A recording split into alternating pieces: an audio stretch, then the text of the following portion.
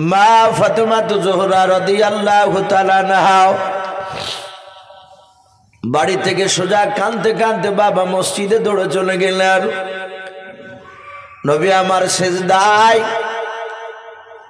সারা পৃথিবীর জননী জনাবে মুহাম্মদ রাসূলুল্লাহ নাই, নবীজির বাপজি জননী মা ফাতেমা জোহরা রাদিয়াল্লাহু তাআলা আনহা বেঈমানদের কাছে গিয়ে বলেছিল, গোদবা সাইবারাও, আমার আব্বা এমন কি তোমাদের অন্যায় করেছে মানাও? আমার আব্বা এমন তোমাদের কোনো অন্যায় করে নাই, আর আমার আব্বার মাথায় কেন পচা উটের ভরে চেপে দিয়ে তোমরা কেন ধরে ধরে আছো চেপে মানাও?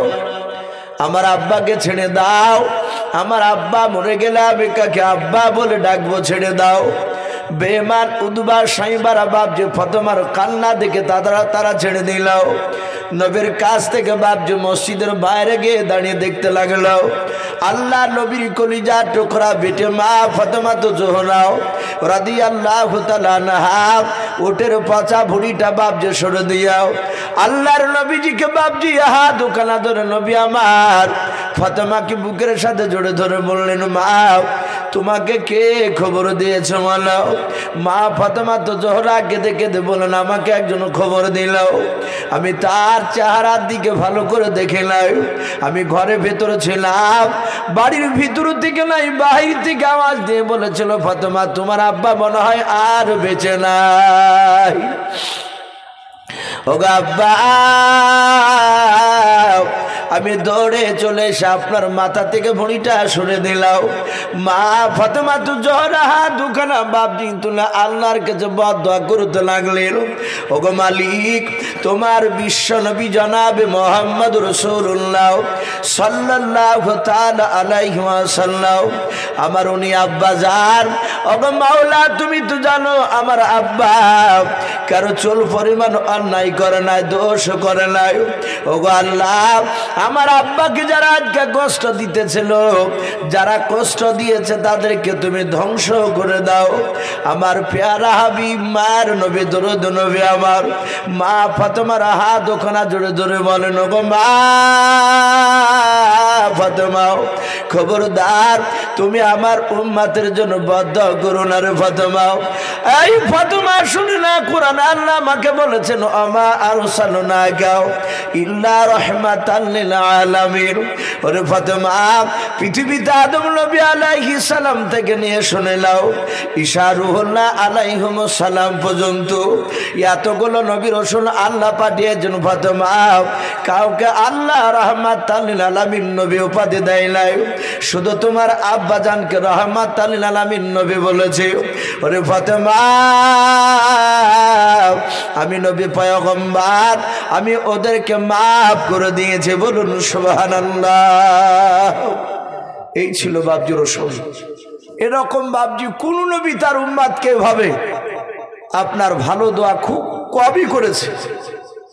হযরত ইউনূস নবী আলাইহিস সালাম আমরা নাম শুনেছি। ইউনূস নবী যখন দেখলেন গ্রামের লোকেরা তার কথাকে মানল না, ইউনূস নবী বলেন, আল্লাহ আর সহ্য করতে পারি নাই, তুমি দাও তোমার আযাব দিয়ে আমার এলাকাকে ধ্বংস করে দাও। ইউনূস নবী আলাইহিস সালাম বদ্ধ করে বাপজি পালিয়ে যাচ্ছিল। ওই যে নৌকায় যেতে গিয়ে বাপজি নৌকা ডুবে যাচ্ছিল। তখনকার মানুষের বাপজি একটা বিশ্বাস ছিল যে মানুষ যারা অতিরিক্ত গুনাহ করবে, অন্যায় করবে, তারা নদীতে পার হতে গেলে হয়তো ডুবে যাওয়ার সম্ভাবনা থাকবে। নৌকার মাঝে বলেছিল, মনে হয় নৌকাতে কোনো পাপী লোক রয়েছে, গুনাহগার মানুষ আছে। সবাই নিজের গুনাহের দিকে বাপজি তাকাতে লাগলো। লাস্টে ইউনূস নবী দেখলেন আমারই অন্যায় হয়েছে, আমি বদদোয়া করে পালিয়ে যাচ্ছিলাম। ইউনূস নবী বলেন, ভাই মাঝি, আমি হচ্ছি আল্লাহর কাছে গুনাহগার বান্দা। কেউ বিশ্বাস করছে না, কারণ উনি তো নবী। আমার বলার উদ্দেশ্য এই, প্রতিটা নবী বাপজি বদদোয়া করেছেন, মারতে গিয়েছে তার উম্মতকে।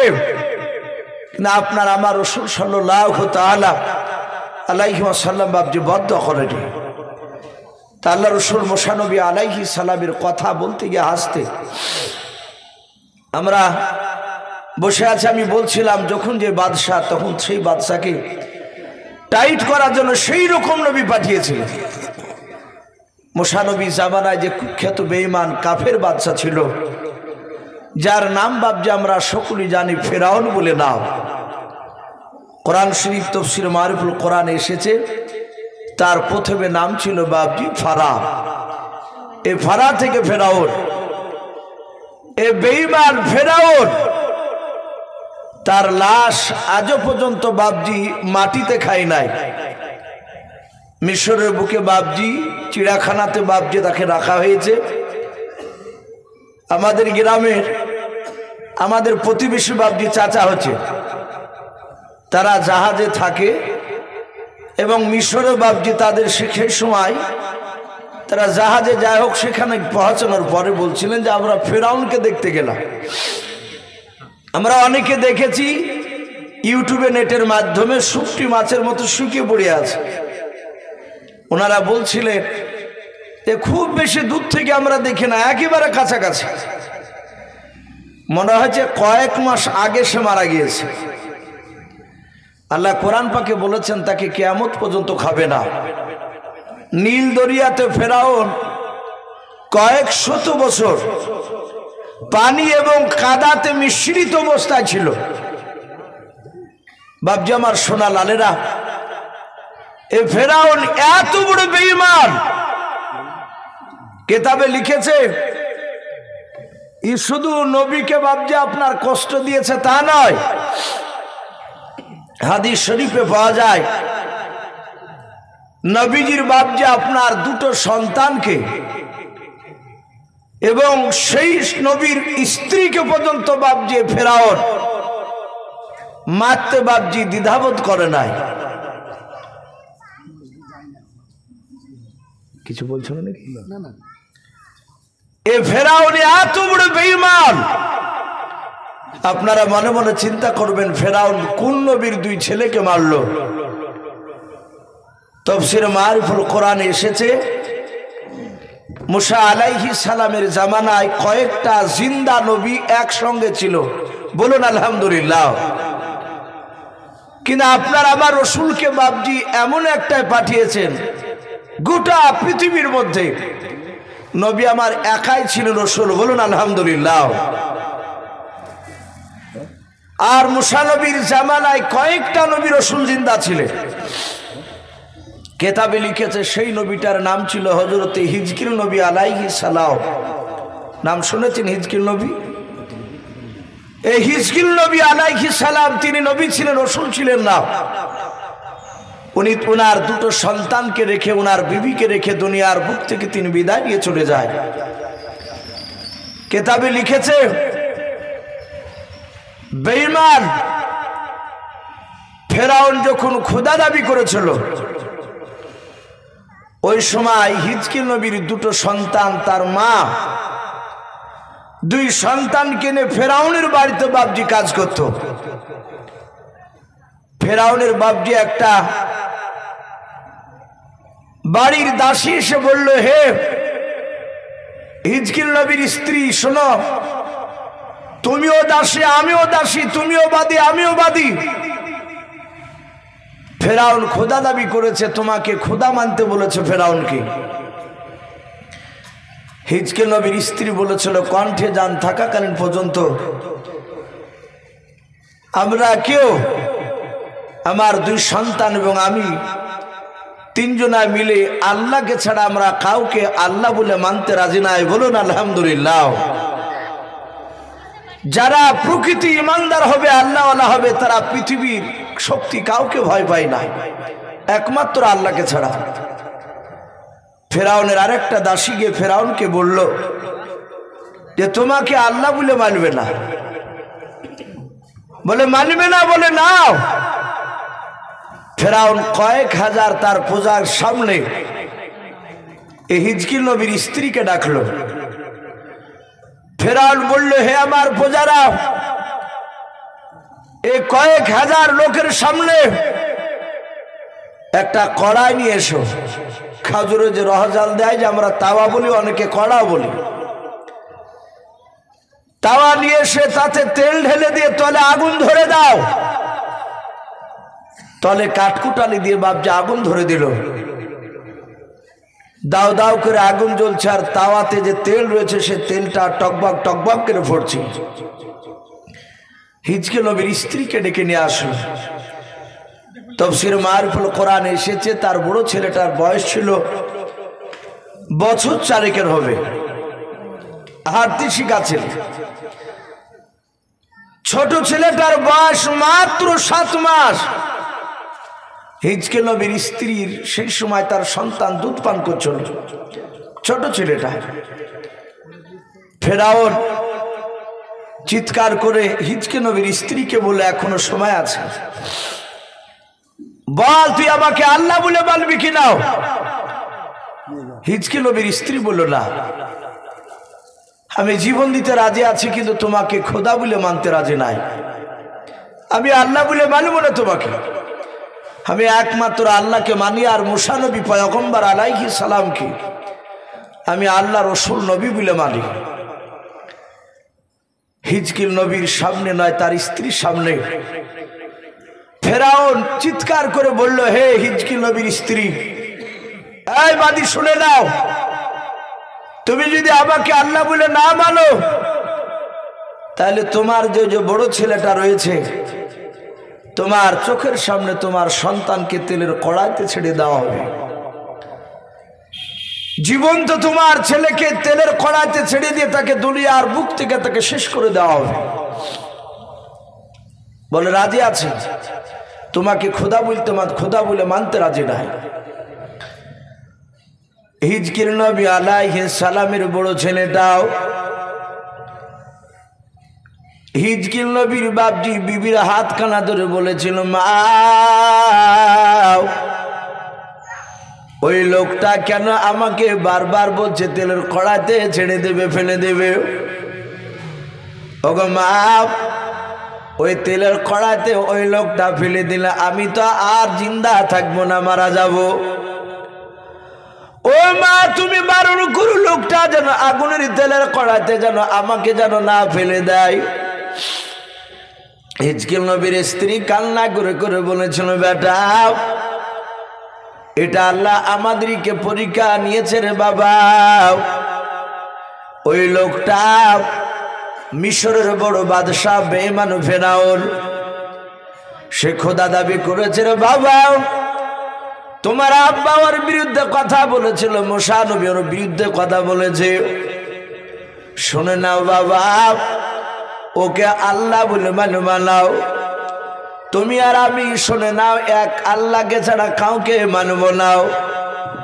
যদি তোমাকে তেলের কড়াইতে ছেড়ে দেয় রে বাবা, জীবনটা চলে গেল মৃত্যুর উপর, নিশ্চয় আল্লাহ তোমাকে জান্নাতে দিবে। বলুন সুবহানাল্লাহ।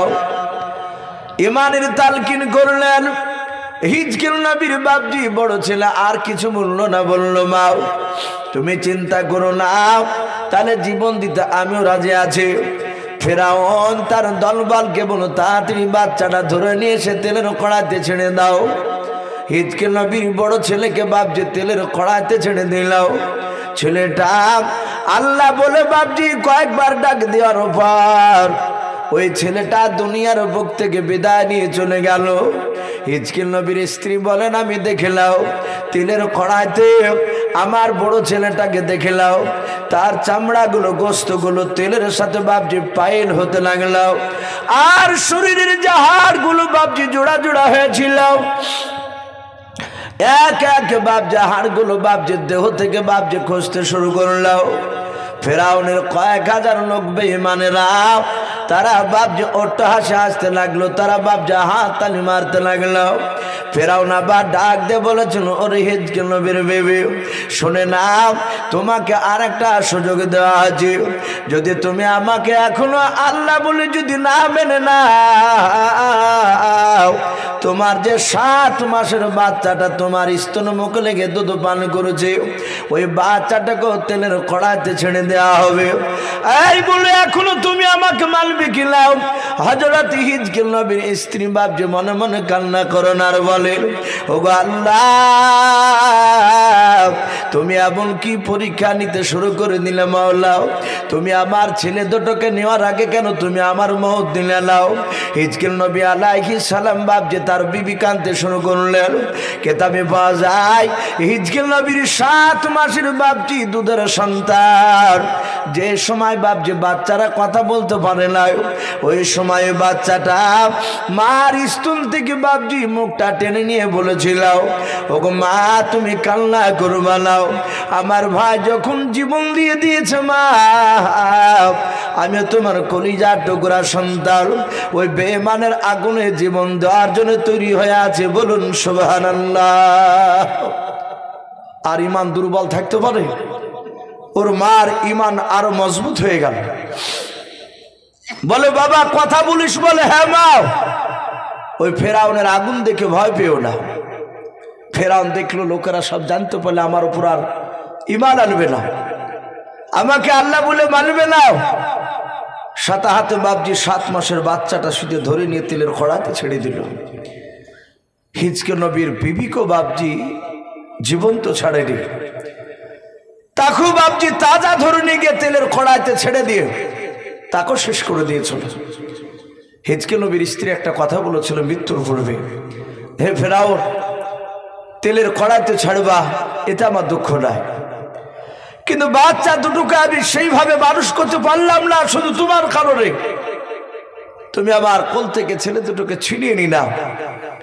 হে ফেরাউন, আমার যখন মৃত্যু হয়ে যাবে সে সময় তুমি হাড়গুলোকে চারিদিকে ছড়িয়ে ছিটে ফেলবা না। ফেরাউন বলল কি করব? বলে আমার ছেলে 2 ছেলের হাড়, আর শোনে না আমার হাড়গুলো একটা পুটলাতে বেঁধে ওই যে সামনে একটা পাহাড় দেখতে পাওয়া যাচ্ছে, ওই পাহাড়ের চূড়ায় দাফন করে দেবা। আমি কমসে কম কিয়ামত পর্যন্ত সন্তানদেরকে নিয়ে একটা কবরে শুয়ে থাকবো। ফেরাউন এই কথাটা মেনেছিল, তাদেরকে সেখানে বাপজি দাফন করেছিল। কিতাবে এসেছে আপনার আমার নবী জনাবি মুহাম্মদ রাসূলুল্লাহ সাল্লাল্লাহু তাআলা আলাইহি ওয়াসাল্লাম বিশ্ব নবী মেরাজের রাত্রিতে যাওয়ার সময় জিবরিলের সাথে যখন যাচ্ছিলেন বোরাকে চেপে, তখন দেখলে ওই পাহাড়ের ভিতর থেকে বাপজি জান্নাতুল ফেরদাউসের খুশবু বের হচ্ছিল। বলুন আলহামদুলিল্লাহ। ভাই আমি বলছিলাম সেই ফেরাউন, আপনি খেলেন, সেই ফেরাউন বেঈমান বাপজি তার জীবনীতে লিখেছে সে প্রথমে তরমুজ আগলানোর আগলদার ছিল। আমরা জানি যে মাঠের ফসল যারা আগলায় বাপজি তাদেরকে আপনার বলা হয় আগলদার বলে, এখন তো নাই প্রায় মাঠে। তো সেই ফেরাউন খুব বাপজি আপনার বুদ্ধিজীবী সে ছিল না। তার আর একটা বন্ধু ছিল, তার নাম ছিল হামান। টাক বলি, তার মাথাতে এবং তার গালে একটা চুল দাড়ি বাড়ায়নি। সে টাক হামান ক্রিটিক্যাল বুদ্ধিজীবী। আর এই দিকে ফেরাউন বাপজি তার গোড়া বুদ্ধি নিয়ে অনেক জায়গাতে সে অপমানই হতো, কিন্তু হামান তাকে যুক্তি তো বুদ্ধি দিয়ে ফেরাউনকে বাপজি বলা হয়েছে, তাকে মিম্বার প্রধান এভাবে করতে করতে মিশরের বাপজি সে একদিন বাদশা হয়েছিল।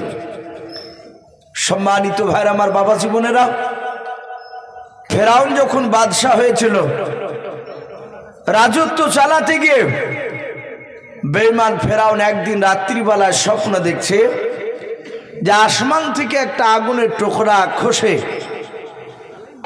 আগুনের কুণ্ডুক খসে তার সিংহাসনে পড়ে বাপজি সিংহাসনটা পুড়ে গেল। কোন মুফাসসিরিন কেরাম লিখেছেন ফেরাউন যে চেয়ারে বসে থাকতো সেই চেয়ারটা বাপজি আপনার ধ্বংস হয়ে গেল।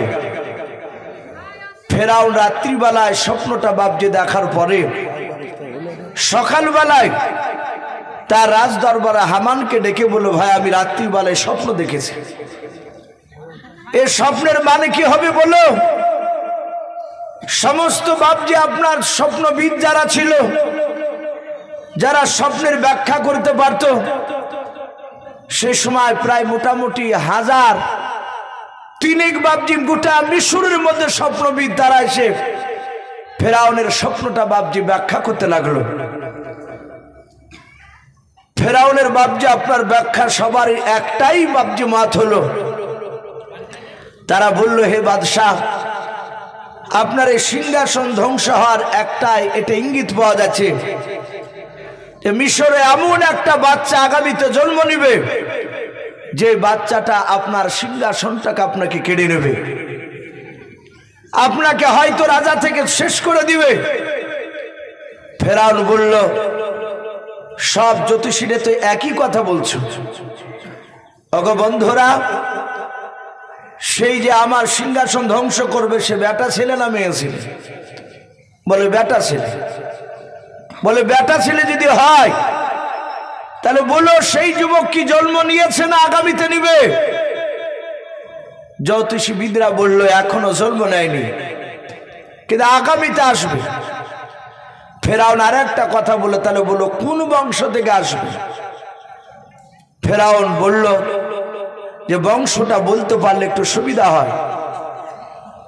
স্বপ্নবিদরা বলল, আমরা স্বপ্নের ব্যাখ্যায় পাচ্ছি যে বংশ থেকে ওই ছেলেটা জন্ম নিবে, সেই বংশটা হবে বানি ইসরাইল বংশ। বলুন আলহামদুলিল্লাহ। কোরআন শরীফে বাপজি 15 পারায় বানি ইসরাইল বলে একটা সূরা আছে, 114টা সূরার মধ্যে। আমি আর একটু বলি আপনাদেরকে, যদি 1,24,000 নবী রাসূল যদি আমরা ধরি, মাত্র 6টা নবী, এতগুলো নবী রাসূলের মধ্যে থেকে 6টা নবী রাসূল অন্য অন্য বংশে জন্ম নিয়েছিল। এই 6টা নবী রাসূল বাদ দিয়ে সমস্ত নবী রাসূল আল্লাহ যা পাঠিয়েছিলেন সবাই ছিল ওই বানি ইসরাইল বংশ থেকে। বলুন আলহামদুলিল্লাহ। তাহলে বংশটা কত বড় বাপজি দামি বংশ। ফেরাউন বলল, তাহলে বানি ইসরাইল বংশ থেকে জন্ম নিবে? বলে হ্যাঁ। ফেরাউন বলে, তাহলে বাঁচা গেল। কেন? কারণ ফেরাউন যে বংশের সন্তান, ফেরাউনের বংশকে বাপজি কিপ্তিয়া বংশ বলা হয়। কোরআন শরীফে এসেছে এদের বংশের কথা। ফেরাউন বলল, আমার কিপ্তিয়া বংশের যত যুবক রয়েছে সবাইকে আমি চাকরি দেব। সবাইকে রাজ দরবারে বাপজি সভাতে ডেকে বলল, আগামী কাল থেকে বানি ইসরাইল বংশের যত বিবাহিতা নারী রয়েছে, যত বিবাহিত যুবক রয়েছে, সব সেই বিবাহিত যুবকের বাড়িতে যাও আর তাদের স্ত্রীকে প্রতিদিন 3 বার করে তাদের পেটগুলোকে একটু পরীক্ষা করবা, একটু চেক করে দেখবা।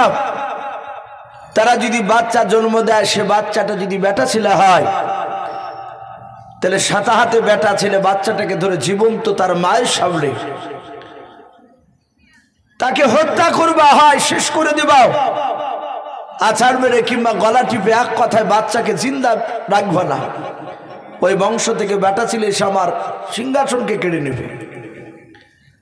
ফেরাউনের লোকেরা বাপজি, তার কিপ্তিয়া বংশ লোকেরা প্রতিটা বাড়িতে বাপজি আপনার চেক করে বানি ইসরাইলে।